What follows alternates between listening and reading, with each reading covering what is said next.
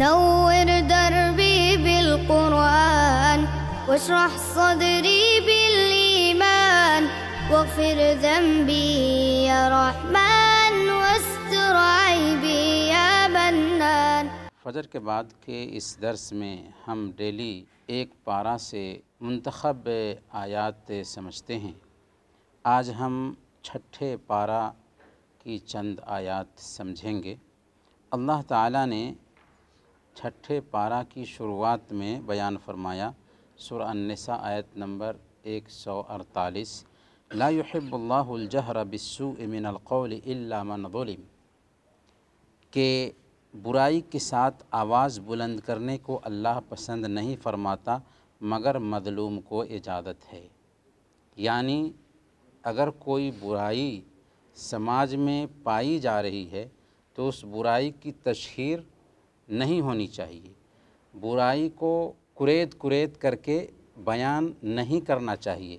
ہاں، اگر کوئی مظلوم ہے، اس کے اوپر ظلم ہو رہا ہے تو وہ اپنے ظلم کی شکایت کر سکتا ہے، کیونکہ اگر کوئی برائی ہے سماج میں تو وہ تو خود ایک برائی پائی جا رہی ہے۔ اب اگر آپ اس برائی کو بیان کریں گے تو اور اس کا شر پھیلے گا، اسی لیے برائی کو دبانے کی کوشش کرنی چاہیے، برائی کو بیان نہیں کرنا چاہیے۔ ہاں، اگر کوئی مظلوم ہے تو اپنے ظلم کی شکایت وہ کر سکتا ہے۔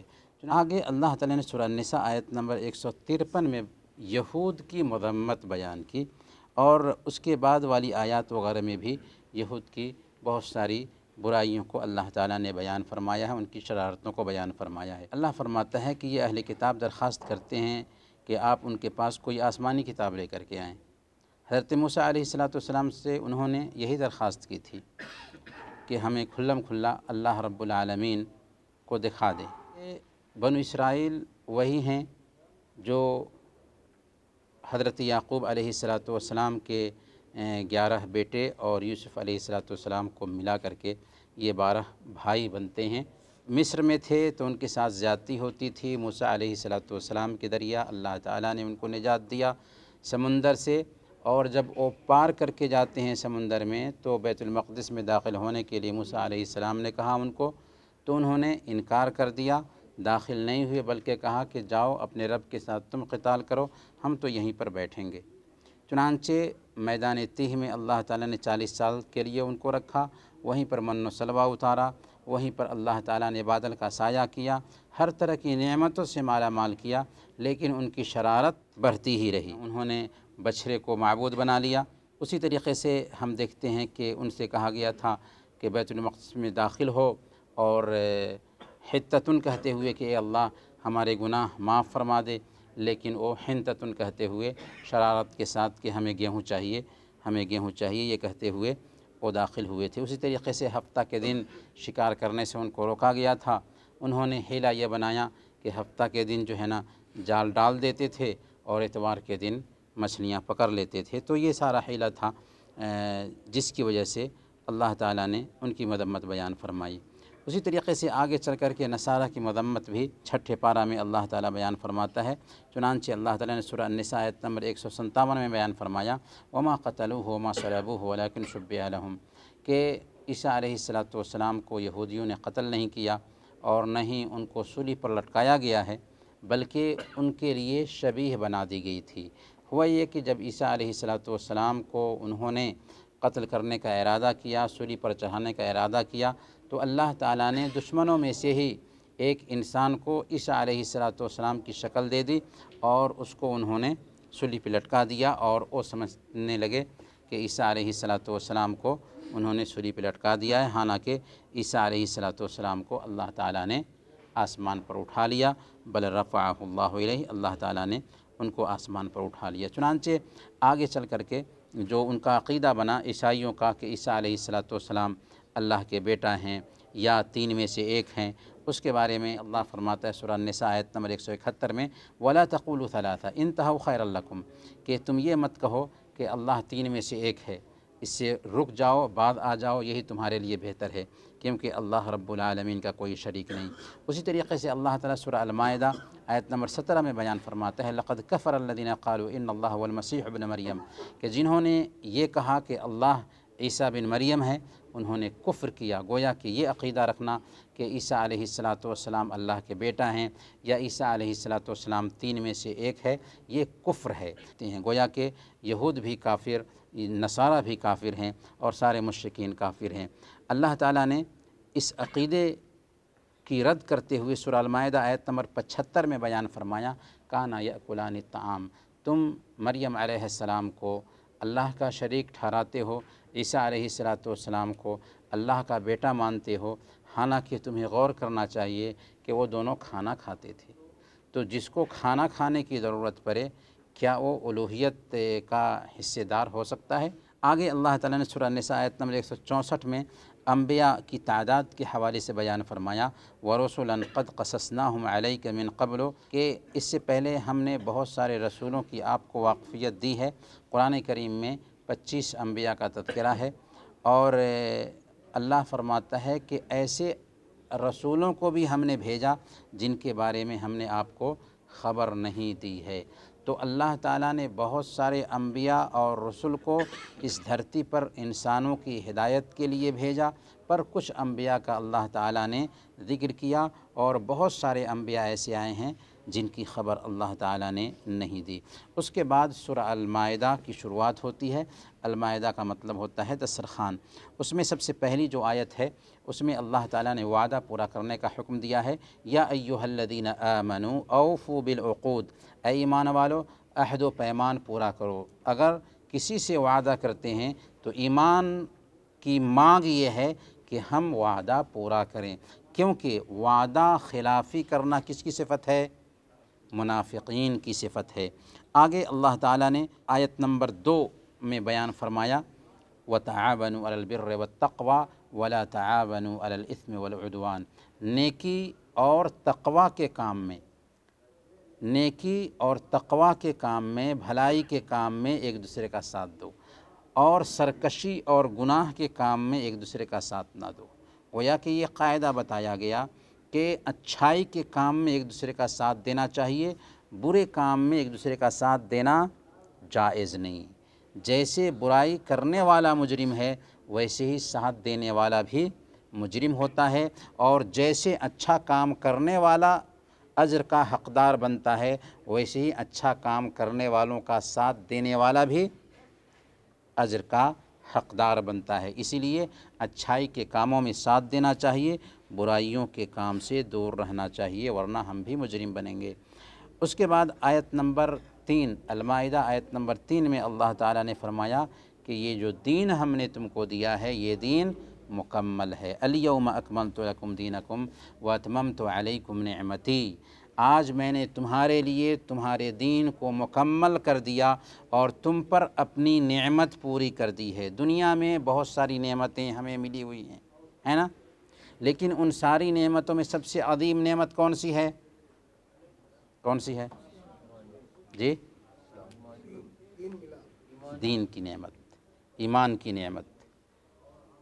دنیا میں بہت ساری نعمتیں ہیں لیکن ان ساری نعمتوں میں سب سے عظیم نعمت ایمان کی نعمت ہے۔ اسی لیے اللہ تعالیٰ نے کہا کہ وَأَتْمَمْتُ عَلَيْكُمْ نِعْمَتِي، تم پر اپنی نعمت پوری کر دی، یہ سب سے عظیم نعمت ہے۔ وَرَضِيتُ لَكُمُ الْإِسْلَامَ دِينًا، اور تمہارے لیے دین کی حیثیت سے ہم نے اسلام کو پسند کر لیا ہے۔ اس سے عظیم نعمت کوئی نہیں ہو سکتی۔ کیوں؟ اسلام ساری نعمتوں میں سب سے عظیم نعمت ہے، اس لیے کہ یہ اسلام دنیا میں بھی ہم کو سکون فراہم کرتا ہے، دنیا میں بھی ہم کو سعادت بخشتا ہے، اور مرنے کے بعد والی جو اصل زندگی ہے اس میں بھی نجات دینے والا ہے۔ کیا اسلام کے علاوہ کسی اور دین میں نجات ہے؟ نہیں۔ آگے اللہ تعالیٰ نے حلال و حرام کا ذکر کیا۔ سورہ المائدہ آیت نمبر 3 میں اللہ نے فرمایا حرمت علیکم المیتۃ والدم ولحم الخنزیر وما اہل لغیر اللہ بہ، کہ تم پر حرام کیا گیا ہے مردار اور خون اور خنزیر کا گوشت، اور جس پر اللہ کے سوا دوسرے کا نام پکارا گیا ہو، اور بھی چند حرام چیزوں کا ذکر اللہ تعالیٰ نے کیا۔ اس کے بعد آیت نمبر 4 میں بیان فرمایا یسألونک ماذا احل لہم، آپ سے لوگ پوچھتے ہیں کہ کون سی چیزیں ان کے لیے حلال کی گئی ہیں، قل احل لکم الطیبات، آپ فرما دیجئے کہ تمہارے لیے پاکیزہ چیزیں حلال کی گئی ہیں۔ اسی لیے حلال چیزوں کی تحدید نہیں کی گئی کہ یہ حلال ہے، یہ حلال ہے، یہ حلال ہے، بلکہ جو بھی پاکیزہ چیز ہے ساری کی ساری چیزیں حلال کر دی گئی ہیں۔ اور اسی طریقے سے جو تم شکار کو سدھاتے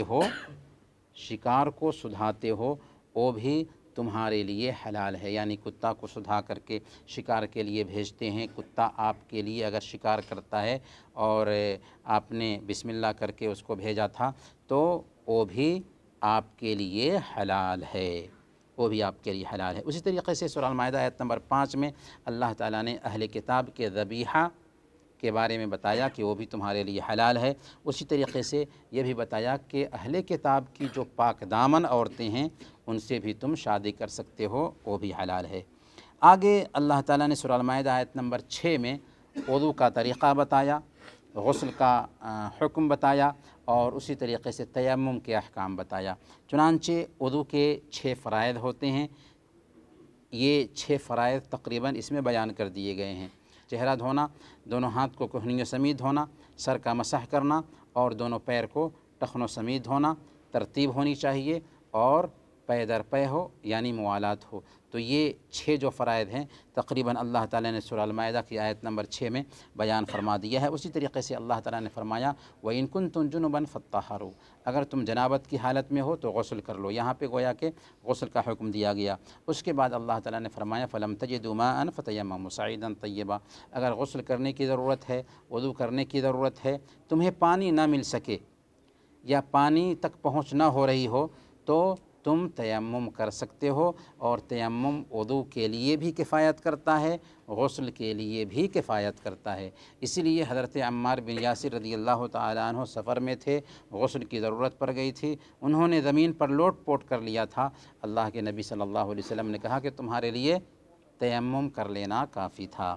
اس کے بعد سورہ المائدہ آیت نمبر 8 میں اللہ تعالیٰ نے فرمایا کہ دشمن کے ساتھ بھی تمہارے لیے ضروری ہے کہ انصاف کرو، وَلَا يَجْرِمَنَّكُمْ شَنَآنُ قَوْمٍ عَلَىٰ أَلَّا تَعْدِلُوا اعْدِلُوا هُوَ أَقْرَبُ لِلتَّقْوَىٰ، کسی قوم کی دشمنی تمہیں اس بات پر آمادہ نہ کرے کہ انصاف سے پھر جاؤ۔ اسلام ایسا دین ہے جو اپنے دشمن کے ساتھ بھی انصاف کرنے کا حکم دیتا ہے۔ اعدلوا هو اقرب للتقویٰ، انصاف کرو یہ پرہیزگاری کے زیادہ قریب ہے۔ اس کے بعد سورہ المائدہ آیت نمبر 27 میں اللہ تعالیٰ نے آدم علیہ السلام کے 2 بیٹوں کا ذکر کیا ہے، جس کے بارے میں کہا جاتا ہے کہ ان کا نام حابل اور قابل تھا۔ وَاتْلُ عَلَيْهِمْ نَبَأَ ابْنَيْ آدَمَ بِالْحَقِّ إِذْ قَرَّبَا قُرْبَانًا فَتُقُبِّلَ مِنْ أَحَدِهِمَا وَلَمْ يُتَقَبَّلْ مِنَ الْآخَرِ، حابل اور قابل دونوں نے اللہ کے لیے قربانی دی، حابل کی قربانی قبول ہو گئی، قابل کی قربانی قبول نہیں ہوئی، چنانچہ قابل نے حابل سے کہا کہ میں تجھے قتل کر دوں گا، حابل نے کہا کہ اگر تم قتل کرنے کے لیے ہاتھ اٹھاؤ بھی تو میں نہیں اٹھاؤں گا۔ چنانچہ دشمنی میں آ کر کے قابل نے حابل کو قتل کر دیا، اور اب لاش کو دفن کرنے کی بات تھی تو پتہ نہیں تھا، کیونکہ دنیا میں سب سے پہلے یہ قتل انجام پایا تھا، تو اللہ تعالیٰ نے ایک کوے کو بھیجا جو چونچ سے زمین کو کھود رہا تھا، اس کو دیکھ کر کے اس نے سمجھا کہ ایسے مجھے اپنے بھائی کو دفن کرنا چاہیے۔ اس سے یہ بھی پتہ چلتا ہے کہ سب سے پہلا انسان جب قتل ہوا ہے یا اس دھرتی پر اس کو قتل کیا گیا ہے تو اس کی تدفین عمل میں آئی ہے، اس کی تدفین عمل میں آئی ہے، جلایا نہیں گیا اسے۔ اسی کے ضمن میں اللہ تعالیٰ نے سورہ المائدہ آیت نمبر 32 میں بیان فرمایا من قتل نفسا بغیر نفس او فساد فی الارض فکأنما قتل الناس جمیعا ومن احیاها فکأنما احیا الناس جمیعا، جس کسی نے کسی انسان کو جبکہ اس نے کسی کو قتل نہیں کیا ہو اور زمین میں فساد نہیں مچایا ہو، قتل کر دیا تو گویا کہ وہ ساری انسانیت کا قاتل ہے، اور جس نے کسی انسان کو زندگی بخشی تو گویا کہ اس نے ساری انسانیت کو زندگی بخشی۔ یہ ہے اسلام کا امن کا پیغام۔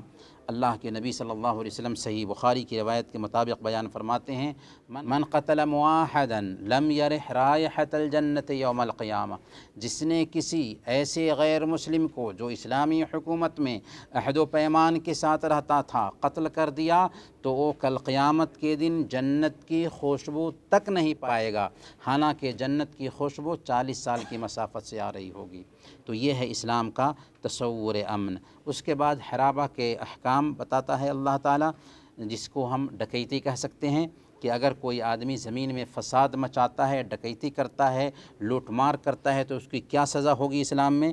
اللہ تعالیٰ سورہ المائدہ آیت نمبر 33 میں بیان فرماتا ہے، انما جزاء الذین یحاربون اللہ ورسولہ ویسعون فی الارض فسادا ان یقتلوا او یصلبوا او تقطع ایدیہم وارجلہم من خلاف او ینفوا من الارض، کہ جو لوگ اللہ اور اس کے رسول سے لڑیں اور زمین میں فساد مچائیں، ان کی سزا یہ ہے کہ انہیں یا تو قتل کر دیا جائے، یا انہیں سولی پر لٹکا دیا جائے، یا مخالف سمتوں میں ان کے ہاتھ پیر کاٹ دیے جائیں، یا انہیں جلا وطن کر دیا جائے۔ یہ 4 سزائیں اللہ تعالیٰ نے بیان کی ہیں۔ حاکم وقت کی ذمہ داری ہے کہ جرم کے اعتبار سے اس مجرم کو سزا دے۔ اس کے بعد اللہ تعالیٰ نے چوروں کی سزا بیان فرمائی، سورہ المائدہ آیت نمبر 38 میں، والسارق والسارقۃ فاقطعوا ایدیہما، کہ چوری کرنے والے مرد ہوں یا چوری کرنے والی عورتیں ہوں، ان کے ہاتھ کاٹ دو۔ ہاتھ کاٹنے کا جو یہ حکم ہے، ظاہر میں تو لگتا ہے کہ سخت ہے، لیکن اس حکم کی وجہ سے لوگوں کا مال محفوظ ہوتا ہے۔ چنانچہ سعودی عرب میں 4 سال رہ کر کے میں نے دیکھا کہ وہاں کیسے لوگوں کا مال محفوظ ہوتا ہے۔ کمپنیاں کھانے پینے کا سامان لا کر کے دکان کے دروازے پر رکھ کر کے چلی جاتی ہیں، 3 بجے 4 بجے، دکاندار 7 بجے 7:30 بجے 8 بجے آتا ہے اور سامان اندر کرتا ہے، کوئی ہاتھ صاف کرنے والا نہیں ہوتا، کیونکہ قانون کی بالادستی ہے۔ تو اسلام یہ نہیں چاہتا ہے کہ ہاتھ کاٹا جائے، بلکہ یہ چاہتا ہے کہ امن و امان قائم ہو۔ اس کے بعد اللہ تعالیٰ نے بیان فرمایا، اللہ کا قانون سب سے بہتر قانون ہے۔ افحکم الجاہلیت یبغون ومن احسن من اللہ حکما لقوم یوقنون، کیا یہ لوگ جاہلیت کا فیصلہ چاہتے ہیں، حالانکہ یقین رکھنے والوں کے لیے اللہ کے فیصلہ سے بہتر کوئی فیصلہ نہیں۔ تو اللہ کا قانون دنیا کے قانونوں میں سب سے افضل قانون ہے۔ اس کے بعد منکر پر خاموشی کے حوالے سے سورہ المائدہ آیت نمبر 78 اور 79 میں اللہ تعالیٰ نے بیان فرمایا ہے، بنو اسرائیل پر لعنت بھیجی گئی عیسیٰ علیہ السلام کی زبانی اور داؤد علیہ السلام کی زبانی۔ کیوں لعنت بھیجی گئی؟ کہ وہ برائیوں پر نکیر نہیں کرتے تھے۔ لہذا ہمیں چاہیے کہ اگر کوئی برائی ہمارے سماج میں ہوتی ہے تو اس پہ ٹوکیں، نکیر کریں، یہ ہماری ذمہ داری ہے۔ اور خیر امت ہم اسی لیے ہیں کہ ہم بھلائیوں کا حکم دیتے ہیں اور برائیوں سے روکتے ہیں۔ اللہ تعالی ہم سب کو قرآن کریم سمجھنے اور اس پر عمل کرنے کی توفیق عطا فرمائیں۔ آمین۔ وصلی اللہ علی نبینا محمد وعلی آلہ وصحبہ۔